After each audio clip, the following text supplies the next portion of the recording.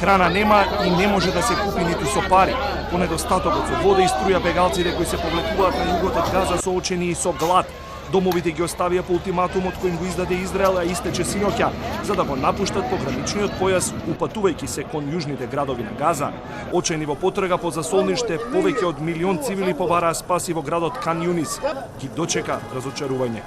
جاي عبد مي حلوه للشرب بستخدمها لكل الاستخدامات هذه اللي انا بلاقيها مش بس للشرب لكل الاستخدامات من الحين انه بالضبط انا مش عندي في بيتي مي لي 5 ايام وامبارح اجت المي المالحه تاعت البلديه عبي ما طلعتش فوق ضعيفه بدها موادير تطلعها. Израелската војска се уште им дозволува на цивилите во Газа да бегаат на југ. Судири има и на границата со Либан, но загинатите се во Газа, нови 300 мртви и над 800 повредени, само во последните 24 часа се откопуваат од разурнатите згради по воздушните напади. Наскоро ќе се потрошат и последните залихи нафта и болниците во Газа ќе останат во мрак. Лекови и опрема веќе снема. We face actually a catastrophic situation.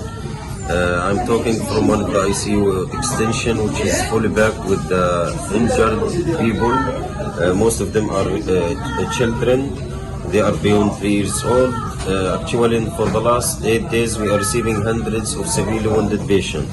They are arriving in hospital post like blast injury, explosive injury.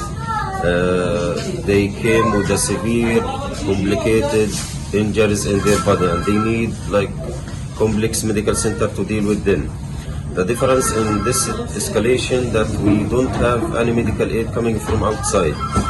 The border is closed, the electricity is off. Газа веќе се соочува со хуманитарна криза поради зголемениот недостиг на вода, храна и медицински материјали како резултат на израелската блокада, што предизвика и затворање на единствената електрана поради недостиг на гориво. Дека ситуацијата е загрижувачка предупреди и Светската здравствена организација. Оттаму алармираат дека принудувањето на илјадници пациенти во појасот Газа да се евакуираат во веќе преполните болници може да биде смртна казна за нив. СЗО силно ги осудува повторените израелски наредби за евакуација на 22 болници кои изгрижуваат повеќе од 2000 лежечки пациенти на северот на Газа. Присилната евакуација на пациентите и здравствените работници дополнително ќе ја влоши хуманитарната и здравствената катастрофа. Израел вети дека ќе уништи милитантната група Хамас откако незините борци дивееа низ израелските погранични градови, но по истекот на рокот нема официјални изјави. Дека се наговестува тотална војна видливо и од војниот арсенал распореден на границата со Газа, артилерија, тенкови и авиација на готовност, но кога ќе се вклучи црвеното копче за напад никој не знае. Копнената офанзива требаше започне овој викенд, но беше одложена поради облачното небо, што ќе им отежне на израелските пилоти и операторите на беспилотните летала да им пружат воздушна поддршка на копнените сили, објави пак Нью Йорк Таймс повикувајќи се на високи израелски офицери. Во услови на дипломатски напори за ограничување на војната, Египет официјално соопшти дека неговата страна е отворена, но сообраќајот е запрен со денови поради израелските напади. Египетските безбедносни извори соопштија дека египетската страна се засилува и дека Каиро нема намера да прифати масовен прилив на бегалци. Додека се чека политичко зелено светло за напад, се нижат реакции од светските лидери. Американскиот секретар за одбрана Лојд Остин соопшти дека САД ќе распоредат втор носач на авиони во Медитеранот со цел да се спречи да ескалира војната меѓу Израел и Хамас во пошироки рамки, објави Гардијан. Американскиот државен секретар Ентони Блинкен е во регионот и се обидува да обезбеди ослободување на 126 заложници за кои Израел вели дека Хамас ги однел во Газа и да спречат ширење на војната. Блинкен речи дека денеска имал многу продуктивен состанок со саудискиот престолонаследник Мохамед бин Салман во Ријад и дека подоцна ќе оди во Египет, чиј премиер Рафа сега се смета за главна порта за помошта да стигне до Газа. И официјален Пакистан се огласи и побара Израел да остане воздржан.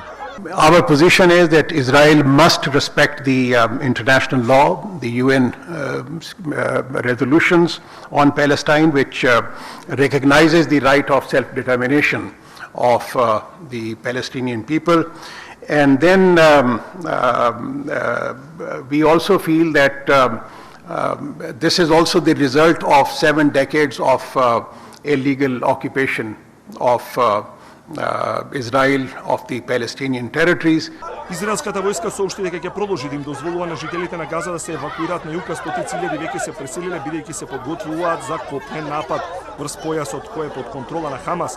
Израел вети дека ќе уништи милитантната група откако нејзините борци дивеа низ израелските погранични градови. Пукаво мажи, жени и деца изедоа заложници, при што загинаа 1300 луѓе, што е најлошиот напад врз цивили во историјата на земјата. Властите во Газа соопштија дека досега во израелските бомбардирања се убиени над 2300 луѓе, од кои четвртина се деца, а речиси 10.000 се ранети.